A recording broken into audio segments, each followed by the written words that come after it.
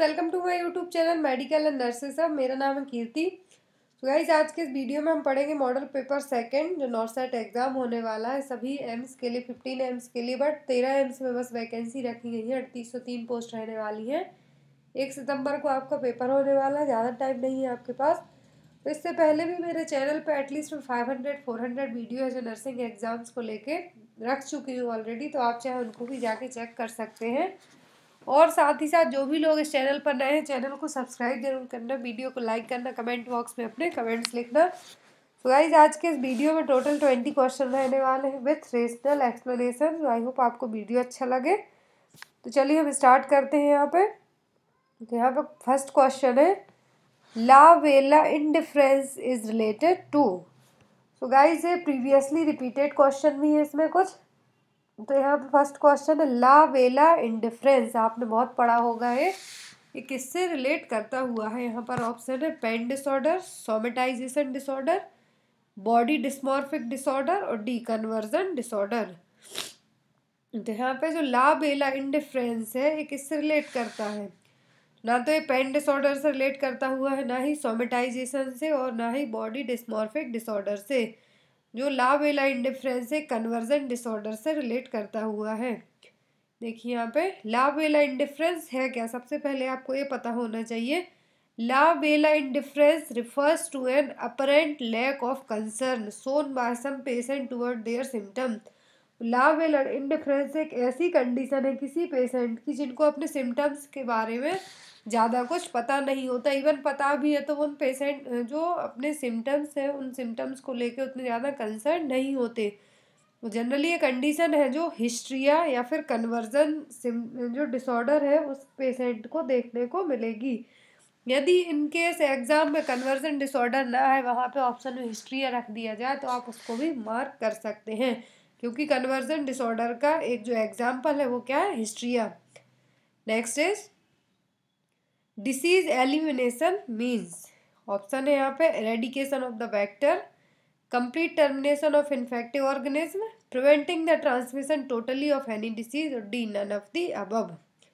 Disease elimination मतलब कि disease का किसी एक जगह से परमानेंटली एलिमिनेट होना, अलग किया जाना, तो क्या कहलाएगा? एलिमिनेशन और एरेडिकेशन, दोनों टर्म अलग अलग है, आपको इन दोनों में कंफ्यूजन नहीं होनी चाहिए। एलिमिनेशन का मतलब होता है कि परमानेंटली उस डिसीज का कोई भी जो ऐसा ऑर्गेनिज्म है उसको वहाँ से प्रिवेंट किया जाए और डिसीज को होने से रोका जाए।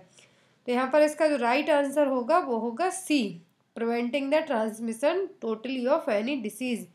और यहाँ पे इसकी यदि डेफिनेशन पूछी जाए तो वो reduction to zero of the incidence of a specified disease.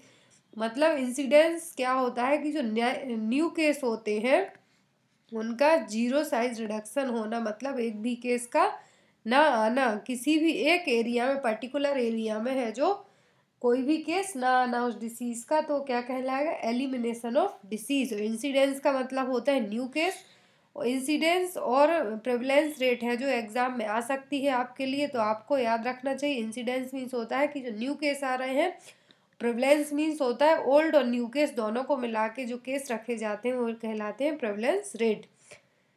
Next question, according to WHO World Health Organization, which one is the best criteria to diagnose tuberculosis? WHO के हिसाब से बेस्ट डायग्नोस है जो क्या माना जाएगा ट्यूबरक्लोसिस के लिए? तो यहाँ पर ऑप्शन है sputum positive, chest X-ray finding, chest pain और the cough from last 3 weeks. तो WHO के हिसाब से, वर्ल्ड हेल्थ ऑर्गेनाइजेशन के हिसाब से है जो बेस्ट डायग्नोस माना जाएगा वो होगा स्पुटम पॉजिटिव, स्पुटम का पॉजिटिव आना। चेस्ट एक्सरे बहुत सारी कंडीशंस में भी कर सकते हैं, बस ट्यूबरक्लोसिस में भी किया जाता है, कफ और अदर रीजन से भी आपके लिए रह सकती है, बट स्पुटम पॉजिटिव यदि पाया जाता है तो ये बेस्ट फाइंडिंग रहेगी ट्यूबरक्लोसिस के लिए।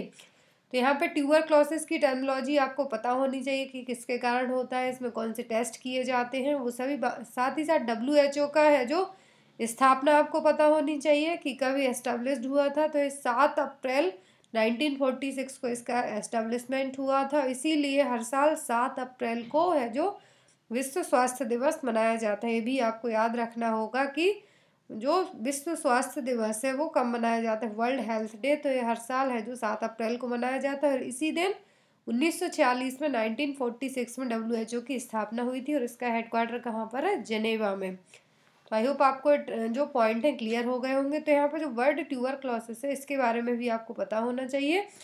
ये एक बैक्टीरियल डिसीज़ है। सबसे पहला तो ये पता होना चाहिए कि एक बैक्टीरियल डिसीज़ है और ये माइकोबैक्टीरियम ट्यूबरक्लोसिस के द्वारा होती है। इसके कुछ सिम्टम्स हैं, ये भी कई बार एग्जाम में आते हैं। जनरली जो एग्जाम में एक सिम्टम आता है वो आता है वेट लॉस को लेके। यदि एक्टिव ट्यूबरक्लोसिस का पेशेंट है तो उसमें जो मेन सिम्टम कई बार एग्जाम में पूछा जाता है तो वो होता है वेट लॉस। तो टीबी के जो पेशेंट होते हैं कभी भी आपको अच्छे मोटे हेल्दी हट्टे कट्टे नहीं मिलेंगे। तो यहाँ पे जो एक्टिव टीबी के जो कुछ सिम्टम्स होते हैं, chronic cough, blood containing mucus, fever, night sweat and weight loss. और इसके लिए जो ट्यूबरक्लोसिस को प्रिवेंट करने के लिए एट द बर्थ एक वैक्सीन दी जाती है, उसका नाम है BCG। और ट्यूबरक्लोसिस के लिए बहुत सारे टेस्ट होते हैं, बट इसमें जो मेन टेस्ट होते हैं एक तो sputum examination, mount test test, tuberculin test. Next is a pregnant lady delivers the 1900 gram of baby. The baby is considered in which category? एक प्रेग्नेंट लेडी है, 1900 ग्राम के बेबी को उसने जन्म दिया है, तो बेबी किस कैटेगरी में रखा जाएगा? ऑप्शन है यहाँ पे preterm baby, low birth weight baby, very low birth weight baby और the extremely low birth weight baby. तो यहाँ पे आपको जो टर्म ऑप्शन में दिए हुए हैं ये पता होना चाहिए। प्री टर्म बेबी का मतलब होता है ऐसे बेबी जो बिफोर 36 वीक ऑफ जेस्टेशन के डिलीवर हो गए हों, तो ये तो ऑप्शन में फिट नहीं बैठेगा। दूसरा आता है लो बर्थ वेट बेबीज। लो बर्थ वेट बेबीज उस कैटेगरी के बेबी होते हैं जिनका बर्थ वेट 1500 ग्राम से लेके है जो 2500 ग्राम के बीच का रहे, 1500 से 2500 ग्राम। तो इस ऑप्शन में है जो क्या आएगा राइट आंसर, लो बर्थ वेट बेबीज। यहाँ पे देखिए नॉर्मल बर्थ वेट होता है बेबी का मोर देन 2.5 kg। यदि बेबी का बर्थ वेट है 2500 ग्राम है तो वो नॉर्मल बर्थ वेट रहेगा बेबी का। दूसरा आता है लो बर्थ वेट। लो बर्थ वेट बेबीज ऐसे बेबीज होते हैं जिनका एट द बर्थ है जो वेट रहेगा 1500 से 2500 ग्राम, 1.5 to 2.5 kg तक। फिर आते हैं extremely low birth weight babies जिनका बर्थ वेट है जो बिलो द 1000 ग्राम रहे, 1 किलो से भी कम के रहें। और एक और होते हैं very low birth weight baby. तो very low birth weight babies में आते हैं 1000 से 1500 ग्राम 1000 से लेके 1500 ग्राम एट द बर्थ वेट रहे उन बेबीज का, वो आते हैं very low birth weight babies में। आप चाहें तो इन टर्म्स को अपने जो नोटबुक है उनमें भी नोट करके रख सकते हैं। Next is which country recently eliminated from measles and rubella before 2023 deadline.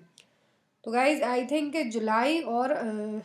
जुलाई में आया था या फिर मई में कि ऐसे 2 देश हैं जिन्होंने अभी हाल ही में उनको डेडलाइन दी गई थी कि 2023 तक आपको अपने देश से मीजल्स और रूबेला को है जो एलिमिनेट करना होगा, बट उन्होंने 2020 में ही ये टारगेट पूरा कर लिया है।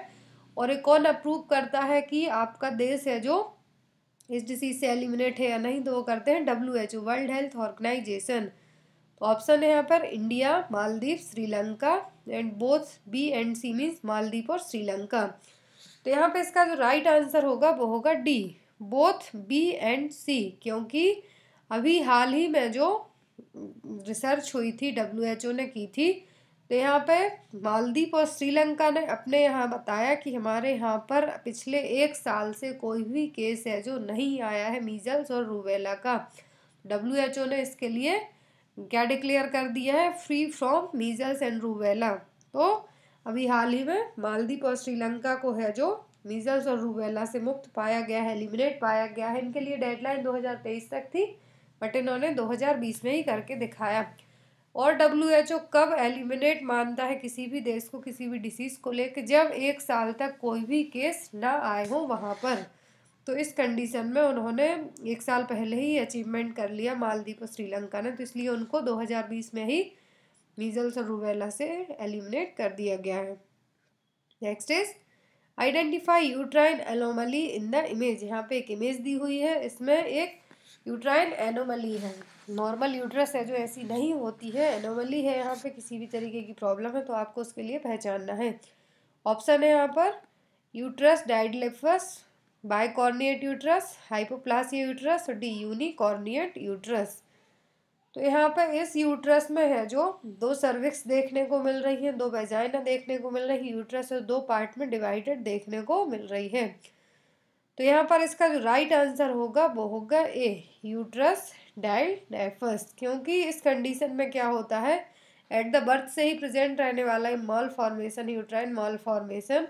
नॉर्मल यूट्रस होता है वो इस तरीके से होगा, बट जो यूट्रस डाइडल्फाइस होता है इसमें क्या होते हैं, डबल यूट्रस प्रेजेंट रहेंगे, 2 सेपरेट सर्विक्स रहेंगी और 2 पॉसिबिलिटी हैं जो वेजाइना की भी डबल पॉसिबिलिटी रहेंगी। तो ये सभी चीज़ें किसमें देखने को मिलती हैं, यूट्रस डाइडल्फाइस में।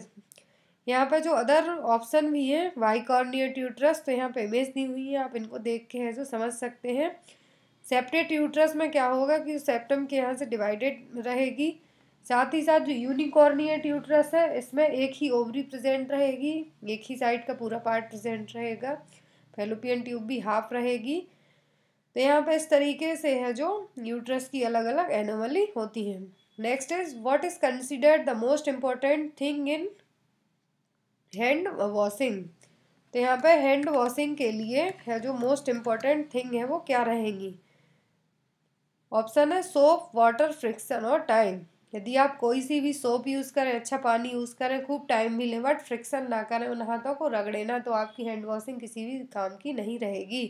तो यहाँ पर राइट आंसर क्या होगा, सी, फ्रिक्शन। हैंड वॉशिंग के लिए मोस्ट इम्पॉर्टेंट थिंग्स क्या है, friction. So is the right answer is C. Next is brain damage caused by accumulation of abnormal level of toxic bilirubin in the brain is known as। तो bilirubin के accumulation हो रहा है, bilirubin इकट्ठा हो रहा है ब्रेन में, तो कौन सी कंडीशन बनेगी। ऑप्शन है यहाँ पर ए जॉइंडिस, बी कर्निकटेरस, सी सेफेलोहेमेटोमा और डी सिरोसिस ऑफ लिवर।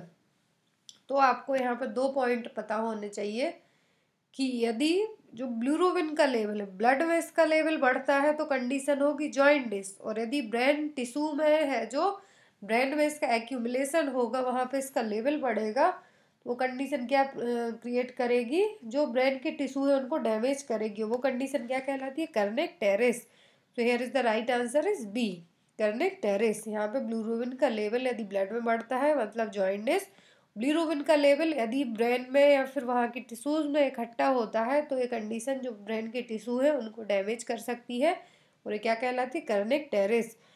सेफेलोटोमा एक डिफरेंट कंडीशन है, सॉरी सेफेलोहेमेटोमा। इसमें क्या होता है, collection of blood between baby's scalp and the skull. Skull और स्कैल्प के बीच में है जो ब्लड का कलेक्शन होगा वो कंडीशन कहलाती है cephalohematoma.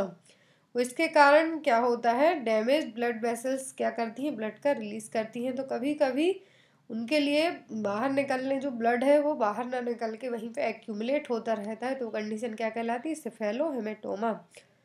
Next is what is the first sign of puberty in female.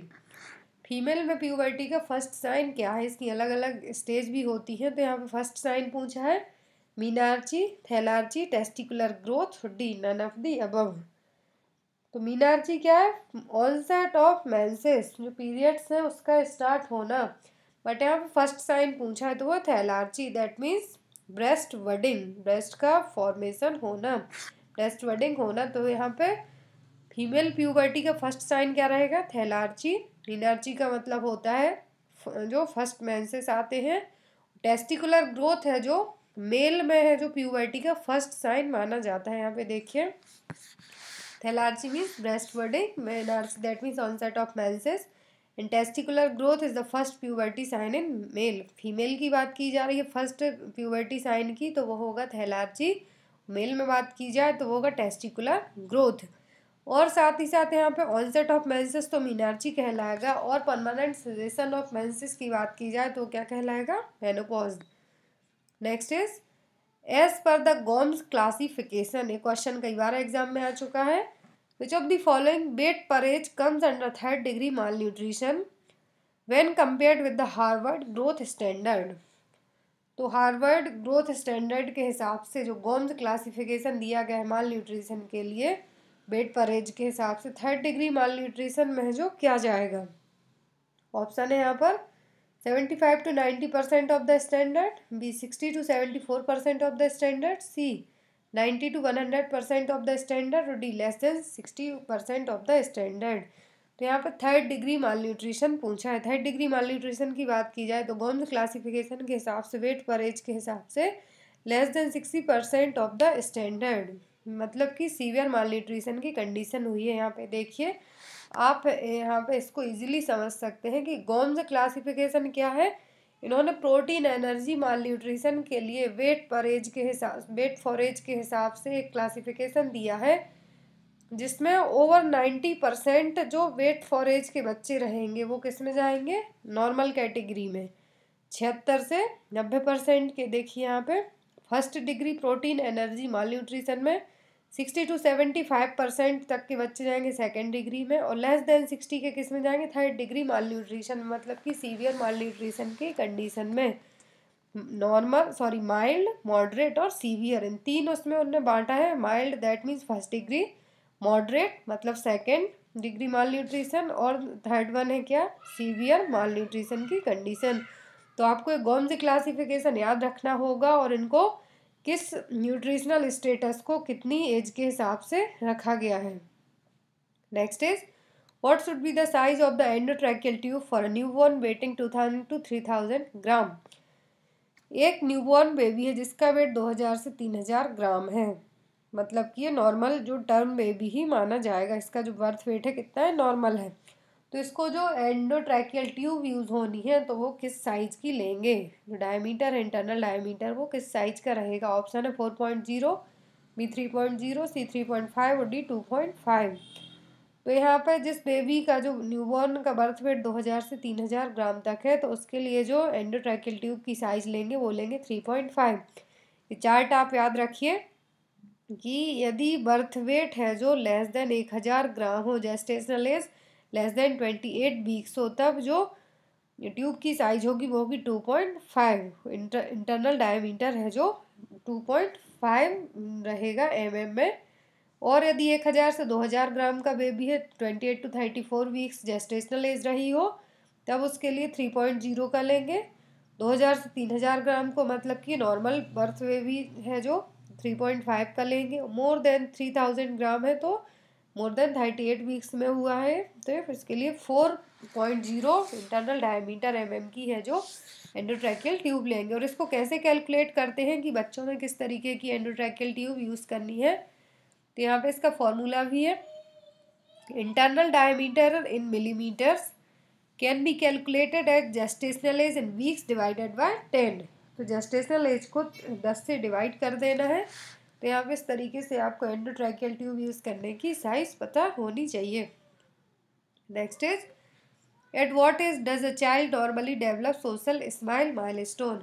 किस एज में बच्चे हैं जो सोशल ही दूसरों को देख के स्माइल करने लगते हैं। ऑप्शन है यहाँ पे 4 वीक, 8 वीक, 10 वीक और डी है 16 वीक। जनरली जो बच्चे हैं 8 वीक मतलब कि 2 महीने में सोशल स्माइल करने लगते हैं। तो यहाँ पे इसका राइट आंसर क्या होगा, बी, 8 वीक्स और in 2 month. Next is oedema in a sign in which of the following nutritional disorder. तो एडिमा जो साइन है किस न्यूट्रिशनल डिसऑर्डर में देखने को मिलेगा। ऑप्शन है यहाँ पे अंडरवेट, न्यूट्रिशनल ड्वार्फिज्म, क्वासियोरकर और डी मरासमस। तो यहाँ पर 2 ऑप्शन को आप छोड़िए, अंडरवेट और न्यूट्रिशनल ड्वार्फिज्म को। बात करते हैं क्वासियोरकर और मरासमस की। तो एडिमा है जो जनरली क्वासियोरकर की कंडीशन में देखने को मिलता है। यहाँ पे डिफरेंस भी दिया हुआ है। मेन क्वासियोरकर की कंडीशन है जिसको एडिमेटस माल न्यूट्रिशन के नाम से भी जाना जाता है, क्योंकि इसमें एडिमा और फ्लूइड रिटेंशन की कंडीशन है जो देखने को मिलती है। और जो क्वासियोरकर की कंडीशन है ये प्रोटीन डेफिशिएंसी के कारण होती है, आपको ये पता होना चाहिए। यहाँ पे 2 इमेज दी हुई है मरासमस और क्वासियोरकर के लिए, तो कंपैरिजन भी कह सकते हैं हम या फिर डिफरेंस भी कह सकते हैं। क्वासियोरकर और मरासमस में से जो क्वेश्चन आते हैं प्रोटीन एनर्जी माल न्यूट्रिशन में से, एक तो गोम्स क्लासिफिकेशन में से आ सकते हैं आपके लिए, और दूसरे आ सकते हैं कि क्वासियोरकर के जो मेन सिम्टम, मरासमस के मेन सिम्टम्स हैं आपको पता होने चाहिए। तो क्वासियोरकर किसकी कमी के कारण होता है, प्रोटीन डेफिशिएंसी के कारण। मरासमस है जो प्रोटीन और कैलोरीज मतलब ये कह सकते हैं एनर्जी की कमी के कारण है जो मरासमस की कंडीशन देखने को मिलती है। क्वाशियोरकर की कंडीशन है जो बच्चों की एज जब 6 महीने से 3 साल के बीच की हो तब देखने को मिलेगा, और मरासमस है generally infants under 1 year of age में ही देखने को मिल जाएगा। इसमें सबक्यूटेनियस फैट है जो प्रिजर्व रहेगा, इसमें प्रिजर्व नहीं रहेगा। क्वाशियोरकर का जो मेन सिम्टम है इसमें एडिमा रहेगा, बट मरासमस में एडिमा की कंडीशन नहीं रहेगी। ये देखिए यहाँ पे बच्चा आप देख सकते हैं, a large fatty liver, no fatty liver, ribs are not very prominent, जो रिप्स नहीं दिखेंगी, बट जो मरासमस की कंडीशन है इसमें बच्चे की रिप्स आप साफ साफ देख सकते हैं। मसल वास्टिंग माइल्ड और एब्सेंट, ये 3 इसमें बहुत ही इंपॉर्टेंट पॉइंट रहते हैं। एक तो एडिमा, दूसरा होता है मसल वास्टिंग को लेके भी क्वेश्चन आता है। तो क्वाशियोरकर के जो जिन भी बच्चों के कंडीशन होती है उसमें या तो मसल वास्टिंग माइल्ड रहेगी बहुत ही कम, या फिर एब्सेंट रहेगी, बट मरासमस की कंडीशन में मसल वास्टिंग है जो बहुत ही ज़्यादा रहेगी। पुअर एपेटाइट रहेगी क्वाशियोरकर में, और इसमें वेरिकोसियस फीडर बहुत ज़्यादा खाएंगे बच्चे। Person suffering from kwashiorkor needs adequate amount of protein, जिन बच्चों में क्वाशियोरकर की कंडीशन है तो सिंपल सी बात है प्रोटीन की कमी के कारण हो रहा है तो उनको प्रोटीन ज़्यादा दिया जाए, और जो मरासमस की कंडीशन के बच्चे हैं उनको प्रोटीन, फैट, कार्बोहाइड्रेट तीनों चीज़ों की ज़रूरत रहती है, क्योंकि उनमें एनर्जी ही नहीं है, कैलोरीज ही नहीं है। तो इसीलिए आपको ये क्वाशियोरकर और मरासमस के बीच के डिफरेंस है वो पता होने चाहिए। नेक्स्ट बात करते हैं हम क्वेश्चन नंबर 14 की। Which of the following vitamin deficiency leads to diarrhoea and hyperkeratosis, तो कौन से विटामिन की कमी के कारण है जो डायरिया की कंडीशन भी हो सकती है या फिर हाइपर केरेटोसिस की कंडीशन भी हो सकती है। तो यहाँ पे आप जो केरेटोसिस है इस वर्ड से आप अंदाज़ा लगा सकते हैं कि ये किस विटामिन से रिलेट करता हुआ होगा। ऑप्शन है यहाँ पे vitamin D, vitamin A, vitamin C और विटामिन के। तो यहाँ पे जो राइट आंसर होगा वो होगा विटामिन ए। विटामिन ए की कमी के कारण है जो हाइपर केरेटोसिस और डायरिया की कंडीशन हो सकती है। Next is lecithin sphingomyelin ratio is done to assess the maturity of, तो लेसिथिन और स्फिंगोमाइलिन का रेशियो है जो किसकी मैच्योरिटी को असेस करने के लिए किया जाता है। ऑप्शन है यहाँ पर ए लंग्स, बी ब्रेन, सी फीटल सर्कुलेशन और डी गॉनेट्स। तो यहाँ पर इसका जो राइट आंसर होगा वो होगा ए लंग्स, क्योंकि लेसिथिन और स्फिंगोमाइलिन जो रेशियो है फीटल लंग मैच्योरिटी को चेक करने के लिए किया जाता है। यहाँ पर जो एलएस रेशियो होता है मतलब कि लेसिथिन स्फिंगोमाइलिन रेशियो होता है 2.4 और मोर हो, मतलब कि फीटल लंग मैच्योरिटी ठीक ठाक है, अच्छी है। और यदि ये कम है तो किसकी तरफ इशारा करेगी कि इन्फेंट में रेस्पिरेटरी डिस्ट्रेस है, या फिर 1.5 है तो बहुत जो इन्फेंट है बहुत ही ज़्यादा है जो रेस्पिरेटरी डिस्ट्रेस की कंडीशन से गुजर रहा है। तो आपको ये पता होना चाहिए कि लेसिथिन स्फिंगोमाइलिन रेशियो जो फीटल लंग मैच्योरिटी को चेक करने के लिए किया जाता है। Next structure with functional closure immediately after birth, तो 2 तरीके से क्लोजर होता है, एक तो फंक्शनल दूसरा होता है एनाटॉमिकल। तो स्ट्रक्चरल जो क्लोज होते हैं इमीडिएटली आफ्टर द बर्थ के तुरंत ही फंक्शनल क्लोजर, तो वो कौन से हैं। ऑप्शन है यहाँ पे foramen ovale, ductus venosus, ductus arteriosus, the umbilical artery. तो इमीडिएटली आफ्टर बर्थ जो फंक्शनल क्लोजिंग होती है वो होती है फोरामेन ओवल की। फोरामेन ओवल है जो तुरंत ही जो फंक्शनली बंद हो जाते हैं, बट एनाटॉमिकल बंद होने के लिए इनको थोड़ा टाइम लगता है। और डक्टस वीनोसिस है वो 7 दिन के अंदर तक बंद हो जाते हैं, और जो functional closure of foramen ovale है इनमें आफ्टर बर्थ थोड़ा टाइम लगेगा। और जो एनाटॉमिकल क्लोजिंग होती है फोरामेन ओवल की वो वीक से लेके 1 मंथ में भी कंप्लीट हो सकती है। Next drug used for closing patent ductus आर्टरियोसिस, तो एक कंजेनाइटल हार्ट डिसीज की कंडीशन है पेटेंट डक्टस आर्टरियोसिस। तो इसको क्लोज करने के लिए यदि एट द बर्थ है जो अपने आप से क्लोज नहीं हुई है तो कौन सी मेडिसिन यूज़ की जाएगी। ऑप्शन है यहाँ पर मेफेनेमिक एसिड, पैरासीटामोल, आइबुप्रोफेन या फिर प्रोस्टाग्लैंडिन। तो जनरली पीडीए के लिए क्लोज करने के लिए बच्चों में प्योर बेबीज में मेडिसिन यूज़ की जाती है, एक तो होती है इंडोमेथासिन और दूसरी होती है ibuprofen.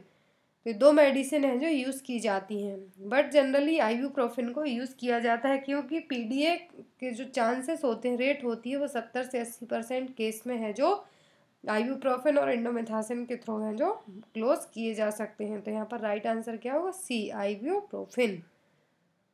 Next is the fetal movement felt by the mother during 20th week of pregnancy. तो फर्स्ट फीटल मूवमेंट फील होता है जो मदर को 20 वीक ऑफ प्रेगनेंसी में, वो क्या कहलाता है? ऑप्शन है लाइटनिंग, क्विकनिंग, क्राउनिंग या फिर लेबर पेन। लाइटनिंग के लिए क्या कहते हैं? Welcome sign of pregnancy. Crowning और लेबर पेन है जो कब देखने को मिलते हैं? ड्यूरिंग द लेबर के टाइम पे। और क्विकनिंग है जो मदर के लिए जो फर्स्ट फीटल मूवमेंट होता है, फेल्ट होता है, फील होता है, वो क्या कहलाता है? क्विकनिंग। तो प्रीमी पैरा में फर्स्ट प्रेगनेंसी में 20 वीक में फील होने लगता है, बट जिसके लिए सेकंड प्रेगनेंसी उसके लिए 13 वीक से ही फील होना स्टार्ट हो जाते हैं। किसी किसी केस की बात की जाए, बट 16 से 20 वीक के बीच में सभी को फील होने लगते हैं। Next is HIV transmission from mother to fetus occurs most commonly during. तो जो HIV का ट्रांसमिशन होता है मदर से फीटस में, वो कब सबसे ज़्यादा जो मोस्ट कॉमन है रहेगा? ऑप्शन है यहाँ पर first trimester, second trimester, third trimester और डिलीवरी। तो डिलीवरी के टाइम पर सबसे ज़्यादा रिस्क रहती है मदर से फीटस को HIV होने की।